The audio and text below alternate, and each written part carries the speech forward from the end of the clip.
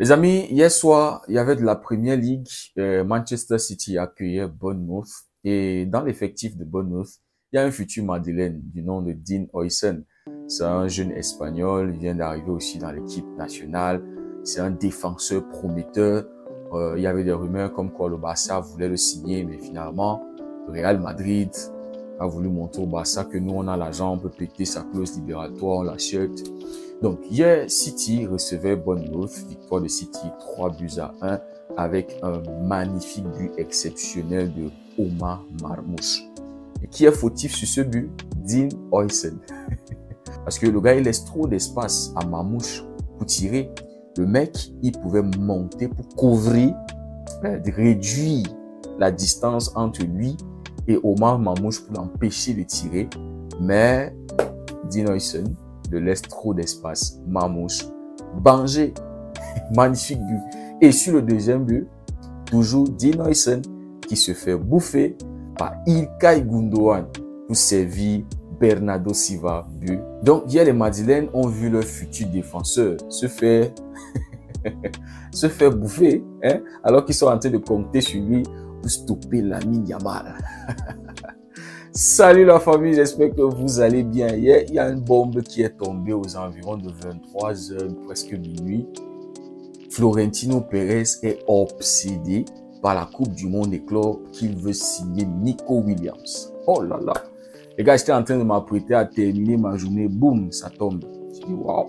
Waouh. Les amis, avant de parler de tout cela, j'aimerais inviter mes parieurs, à découvrir la plateforme BetWinner. Donc aujourd'hui, on sait qu'il y a la finale de l'Europa League, hein, Tottenham, Manchester United. Pour ceux qui aimeront placer les paris, c'est pour les parieurs, c'est pour les vrais parieurs. C'est les parieurs amateurs, là, ceux qui prennent l'argent de scolarité et l'argent de loyer, là, s'il vous plaît, ça ne vous concerne pas. Les paris sportifs, c'est pour ceux qui ont l'argent, c'est pas pour les débrouillards. Si tu n'as pas 18 ans, pardon, ça ne te concerne pas. Je vous invite à vous inscrire sur la plateforme de BetWinner. Quand vous vous inscrivez, avec le code promo DEREGOTV, vous recevez 200% de bonus sur votre premier recharge. Les lundis, 50% de bonus avec le code promo DEREGOTV. Jeudi et vendredi, vous recevez 100% de bonus à partir de 6500 francs. Là, c'est ici en Afrique. Je sais pas combien ça fait en euros. Maintenant, l'application est disponible partout en Afrique sur Android. Pour ceux qui ont les iPhones, je vous laisse le lien dans la description. Ils sont encore en train de développer l'application pour iPhone. Donc, je répète encore, n'utilisez pas l'argent de loyer, n'utilisez pas l'argent de scolarité, ni l'argent pour le lait du bébé, s'il vous plaît. L'argent que vous allez donner à madame, s'il vous plaît. Utilisez l'argent des bières et des burgers et des... vous avez compris. Merci énormément pour votre soutien. Si vous avez des questions, n'hésitez pas à me poser dans les commentaires. Les amis, je ne sais pas si vous connaissez le journal The Athletics Football Club. C'est un journal anglais. Et comme on le voit au Ballon d'Or, il désigne le meilleur joueur, la meilleure équipe, le meilleur coach. Donc, The Athletics, ils ont fait la même chose. Donc, je commence avec la Bundesliga. En attaque, Ekitike qui fait une saison exceptionnelle, monstrueuse. Je ne sais pas ce qu'il y a en Bundesliga, hein, parce qu'on a vu aussi Randal Colomwani. Avant de revenir au Paris Saint-Germain, il était tout feu, tout flamme en Bundesliga. Voilà Ekitike, rejeté par le Paris Saint-Germain, il a tellement souffert en France, mais il te fait une saison exceptionnelle. Et j'apprends même que Francfort veut le vendre à 100 millions et il ne veut rien comprendre. Musiala Vitz au lycée aussi qui fait une top saison. Amiri, Sano, Grimaldo, le Barça aussi, on parlait de Grimaldo à un moment au Barça, je sais pas à quel niveau, Upamecano, Weil, Christensen et Gulaxi dans les goals. Et le meilleur joueur de la Bundesliga, ils l'ont décerné à Olise et je pense que c'est mérité. En Série A, Lukaku qui fait aussi une top saison avec Napoli, peut-être ils vont remporter le Scudetto. Moiskin aussi qui renaît de ses cendres. Thuram, Reinders, McTominay, parti de United et qui va potentiellement peut-être avoir aussi ce Scudetto là, qui fait aussi une top saison. Paz, Miranda, Lucchini, Di Lorenzo et Svilla dans les goals, le gardien de Roma. Je suis quand même surpris de ne pas voir un défenseur de l'Inter. Je me disais que j'allais voir les Acerbi, Bastoni et Di Marco, les joueurs comme ça, mais voilà, je suis quand même surpris. Il n'y a que Thuram là, de l'Inter. Pour eux, voici l'équipe de la saison en Série A et le meilleur joueur, ils l'ont décerné à Moise Kean. Les amis, en Liga, la meilleure équipe selon eux, en attaque, on a Ayoze Perez, pas de Kylian, Yamal, Rafinha, complètement mérité, Isco avec Betis, Valverde côté Real Madrid, ouais, Pedri, y a rien à dire, hein, Pedri sa saison, Cardona avec Villarreal, Inigo Martinez, très content de le voir là-dedans. Ça témoigne de sa saison XXL exceptionnelle, le patron de la défense du Barça. Vivian, Athletic Club, et tous les deux même, hein. Inigo Martinez, c'est un joueur de l'Athletic Club. Mingueza avec le Celta Vigo, qui est aussi en train de faire une top saison. Et Garcia, Juan Garcia, qui est courtisé par le Barça. Peut-être les trucs comme ça vont encore motiver le Barça, on ne sait pas. Apparemment, le grand favori pour le Barça, c'est Dibu Martinez. Je voyais la vidéo de la frite hier qui parlait du fait que le Barça a promis à un petit de la Masia qui sera celui qui va être le gardien titulaire dans le futur. Et si on prend un jeune de 24-25 ans, c'est briser cette promesse-là. Donc, il y a une possibilité de voir Dibu Martinez arriver puisqu'il a 33 ans. Il pourrait jouer 2-3 saisons. Le temps que ce gardien puisse gagner en expérience et intègre l'équipe première. Voilà, c'est une possibilité. On verra bien ce qui va se passer. Et le meilleur joueur de la saison en Liga, elle est destinée à Pedri et ce n'est que logique, les gars. Donc, pas de Kylian Mbappé dans l'équipe type. Ceux qui sont en train de rêver du ballon d'or là. On vous a dit que les buts qui ne servent à rien là, il va finir Pichichi sans aucun titre collectif pour sa première saison. Et ça va tacler Benzema. Pour dire que la meilleure saison de Benzema ne vaut pas la pire saison de Mbappé. Vous n'êtes même pas sérieux.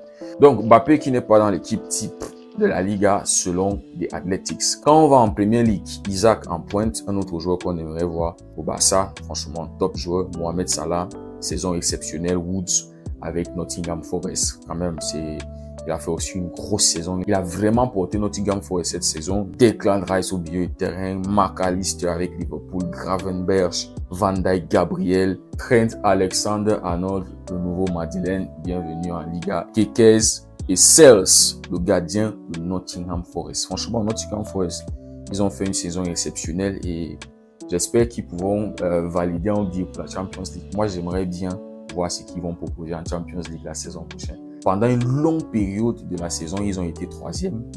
Le meilleur joueur de la Premier League, qui d'autre que Mohamed Salah, saison exceptionnelle, le meilleur buteur, et je crois aussi le meilleur passeur si je ne me trompe pas. Le coach de l'année en Premier League, ils l'ont décerné à Monsieur Nuno Espirito Santo, le coach de Nottingham Forest. Donc je vous disais, moi j'aimerais bien voir cette équipe-là, j'aimerais bien les voir en Champions League. Maintenant, l'équipe de la saison en Europe, en attaque, Ousmane Dembélé. Il n'y a pas de Kylian ici là. Mohamed Salah, Rafinha, Declan Rice, Pedri, Vitinha, Nuno Mendes, Van Dijk, Bastoni. Voilà, on a un intéressé là. Hakimi et Thibaut Courtois dans les goals. Moi, je pense que c'est une très bonne équipe, même si pour moi, à la place de Mohamed Salah, je mets Lamine Yamal, hein, parce que Yamal a choqué l'Europe. Je pense qu'il mérite sa place dans ce 11-là. Mohamed Salah, ça a été quand même décevant en Champions League. Je ne sais pas ce que vous en pensez. Mais bon, retenant sa saison en Premier League, exceptionnelle. Mais se faire bouffer par Nuno Mendes, 2 matchs contre le Paris Saint-Germain. Selon des Athletics, Luis Enrique, c'est le coach, le meilleur coach de l'Europe. Donc, ouais, on peut comprendre. Paris Saint-Germain n'a pas souffert du tout après le départ de Mbappé. Au contraire, on a vu un très bon collectif et une équipe qui joue très bien au football. Anti-Flick aussi, hein, les gars. Anti-Flick aussi est dans le débat. Parce qu'il y a un Barça qu'on n'attendait pas. Faut le dire. On n'attendait pas le Barça, ni en championnat, ni en Europe. Ils ont décerné le titre du meilleur jeune joueur à Lamine Yamal, meilleur jeune joueur d'Europe. Et Rafinha, selon des Athletics, est le meilleur joueur de l'Europe. Raphaël Diaz Belloli. Il n'y a pas de Kylian. Il n'y a pas de Kylian. Ceux qui rêvent que Mbappé va prendre le soulier d'or, il va prendre la Coupe du Monde des clubs, s'il remporte la Ligue des Nations, vous êtes en train de rêver. On ne le voit nulle part chez les Athletics. Nulle part. Maintenant, les amis, comme je vous disais, la bombe est tombée hier. Le Real Madrid veut signer Nico Williams. Les gars, moi, je comprends pas. Voilà un gars qui est pisté par le Barça. Je ne sais pas si le Barça a complètement clos le dossier. Mais comme par hasard, subitement, Florentino Pérez est obsédé par Nico Williams. Obsédé par le fait qu'il veut être le premier à mettre sa main sur le trophée, la Coupe du Monde des clubs. Le Real doit être le premier à soulever ce trophée. Vous voyez l'obsession madrilène, l'arrogance madrilène. C'est la même arrogance qui a fait en sorte que on a souffert en championnat entre les mains du Real. Avec la pression qu'ils mettaient sur le système, qu'ils mettaient sur l'arbitrage, parce qu'ils ne voulaient pas que les Galactiques fassent une saison blanche. Ils voulaient tout faire pour qu'il y ait au moins un trophée majeur entre les mains de Mbappé, entre les mains des Galactiques. Maintenant, ils sont dans l'obsession de la Coupe du Monde des clubs et ils veulent signer un ailier gauche. Mbappé, ailier gauche. Vinicius, ailier gauche. Rodrigo lui-même, c'est un ailier gauche. Maintenant, vous voulez ajouter Nico Williams. Moi, je comprends pas cette folie. Qu'est-ce qui ne va pas avec le Real Madrid? C'est toujours le traumatisme du Barça cette saison. C'est toujours ça. Parce que moi, je comprends plus. Hein. Du matin jusqu'au soir, jusqu'à minuit, il n'y a que le mercato du Real Madrid que tu vois pas. Il veut signer tel joueur, il veut signer tel joueur, tous les joueurs, il veut signer. Au lieu de vous focaliser sur comment équilibrer, si le regard était porté plutôt vers un 9, c'est-à-dire si on avait entendu Alexander Isaac, un truc comme ça n'allait pas choquer. Mais aller chercher un ailier gauche pour venir ajouter à des autres ailiers gauche. Je trouve ça bête, hein. Je trouve ça, je sais pas ce qui leur dérange. C'est maintenant qu'ils veulent montrer qu'ils ont l'argent, ils peuvent péter les clauses libératoires à tort et à travers, ils ont pété pour Dean. Maintenant, ils veulent péter pour Nico Williams parce que c'est dans les 58, 60 millions, un truc comme ça. Moi, je comprends pas le Real Madrid, hein. Mais c'est une bonne chose. Ça montre que le Barça a vraiment traumatisé ce club. Le Barça a causé des dégâts, des très très sérieux dégâts au Real qui sont en train de se bouger. Hier, le Barça était encore en train de célébrer son triplé national. Je sais pas trop si c'est ça qui est en train de piquer le Real Madrid. Ils sont tellement jaloux, ça leur fait mal. Hier, le club a décidé de faire encore une sortie, un dîner des champions et tout. Donc peut-être c'est ça qui fait. C'est-à-dire à chaque fois qu'il y a un truc, ils sortent breaking. Ah, Madeleine. C'est-à-dire ils sont touchés. Ils sont touchés par la saison blanche. Mais ils veulent aller remporter la Coupe du Monde des clubs. En tout cas, les gars, on est là. On va voir ce qui va se passer. Mais je vous disais, c'est une bonne chose. Ça fait que le Barça aussi va devoir travailler pour vraiment se renforcer. Les choses que Deco est en train de faire, ces trucs-là. Voilà. Maintenant, côté Barça, l'information aussi qui tombe en soirée, Luis Diaz est le numéro 1 de Deco. L'œil de Deco a flashé Luis Diaz et il est la priorité pour Deco. Et le plan B, c'est Rashford. C'est-à-dire si avec Luis Diaz, les négociations ne se passent pas bien, plan B, c'est Marcus Rashford. Les gars, Luis Diaz, il a déjà 28 ans et il va coûter 85 millions d'euros. C'est beaucoup d'argent. J'ai lu un commentaire qui disait si tu ajoutes 10 millions, tu peux aller chercher Julián Alvarez. Mais les gars, le dossier de Julián Alvarez, je pense qu'il va être super compliqué. Parce que le président d'Atlético a fait une sortie, je sais pas si c'est hier ou bien, mais j'ai lu ça hier, en disant que Julián Alvarez, c'est un enfant d'Atlético. Il a été formé, en fait, il a grandi à Atlético et il va mourir à Atlético. Les gars, quand un président sort, il dit ça, c'est pour vous dire que la seule solution pour qu'il parte, c'est que vous allez péter sa clause libératoire. Vous allez l'activer. Il n'y a que ça qui va faire qu'il va partir. Si vous voulez venir négocier, non, ils ne sont pas ouverts. Moi, c'est comme ça que j'interprète ça. Donc, ça va être compliqué, super compliqué de dire OK, négociation, machin, baisser. Si le Barça veut signer Julián Alvarez, surtout ce moment-ci là, comme ça là, les gars, il va falloir péter sa clause libératoire ou bien attendre qu'ils soient en fin de contrat. Moi, c'est comme ça que je vois le truc. Maintenant, Luis Diaz, 85 millions, les gars, c'est beaucoup, 28 ans. Il va nous donner combien de saisons? On n'est pas sûr que après 2 saisons, il va continuer. On est sûr de rien, c'est 28 ans. Maintenant, si tu veux signer Rashford, c'est dans les 40-50 millions. Et je pense que c'est un très bon prix. Pour un joueur qui a 28 ans et dont tu n'es pas sûr qu'il va énormément progresser. Il peut progresser sur un anti-flic. On l'a vu. Si les Inigo Martinez à 32 ans, 33 ans, réussissent à faire une saison qui est reconnue en Europe, pourquoi pas Rashford, et il coûte moins cher. Luis Diaz, 65. Rashford, 40, 50, les gars. Maintenant, si on veut partir sur une option comme Leao, parce que le Milan AC, la saison prochaine, ne va pas jouer une compétition européenne. On a un Leao qui a 25 ans. Je pense qu'il est à son prime.